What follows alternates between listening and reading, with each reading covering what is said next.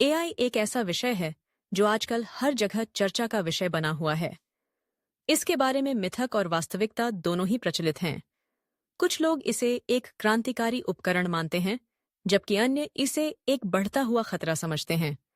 इस बहस में कई पहलुओं को समझना आवश्यक है ताकि हम इस तकनीक के सही प्रभाव को पहचान सकें। पहला मिथक यह है कि एआई मानवता का प्रतिस्पर्धी है।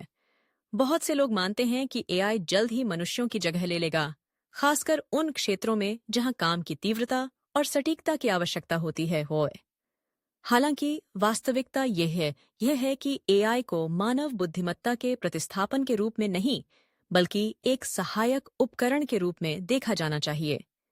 एआई जटिल डेटा का विश्लेषण कर सकता है, पैटर्न पहचान सकता है और पूर्वानुमान लगा सकता है, लेकिन यह मानव अनुभव, भावनाओं और नैतिकता की गहराई को नहीं समझ सकता। इसलिए एआई का उद्देश्य मानव कार्यों को सरल बनाना और कुशलता में सुधार करना है, न कि उन्हें प्रतिस्थापित करना। दूसरा मिथक यह है कि एआई सभी समस्याओं का समाधान है। कई लोग मानते हैं कि एआई हर क्षेत्र में क्रांति ला सकता है, चाहे वह चिकित्सा हो, परिवहन हो या शिक्षा। लेकिन वास्तविकता यह है कि एआई की क्षमताएं सीमित हैं।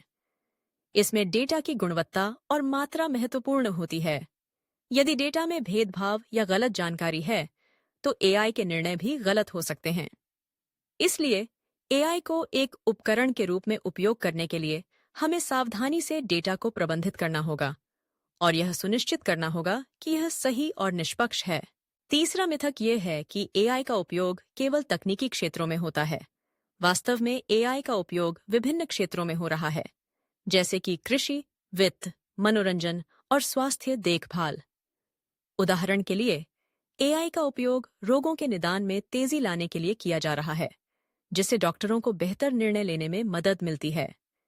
इसी तरह कृषि में एआई का उपयोग फसल की पैदावार बढ़ाने और कीटों के प्रबंधन के लिए किया जा रहा है। यह दिखाता है कि एआई का प्रभाव केवल तकनीकी सीमाओं तक ही सीमित नहीं है, बल्कि यह समाज के विभिन्न पहलुओं में गहराई से जुड़ा हुआ है।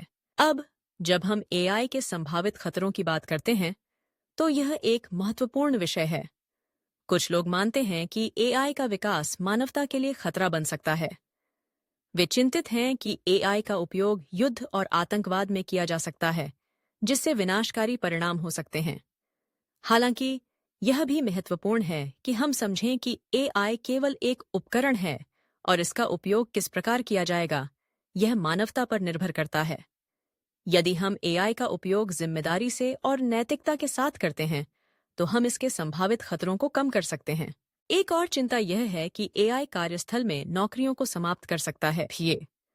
यह सच है कि कुछ क्षेत्रों में ऑटोमेशन के कारण नौकरियों में कमी आ सकती है, लेकिन यह भी सच है कि नए क्षेत्रों में नए रोजगार के अवसर भी उत्पन्न हो सकते हैं।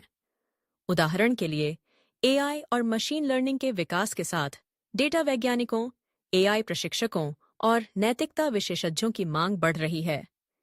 इसलिए यह महत्वपूर्ण है कि हम इस परिवर्तन को स्वीकार करें और आवश्यक कौशल विकसित करें, ताकि हम भविष्य के लिए तैयार रह सकें। एआई के साथ एक और महत्वपूर्ण पहलू है नैतिकता।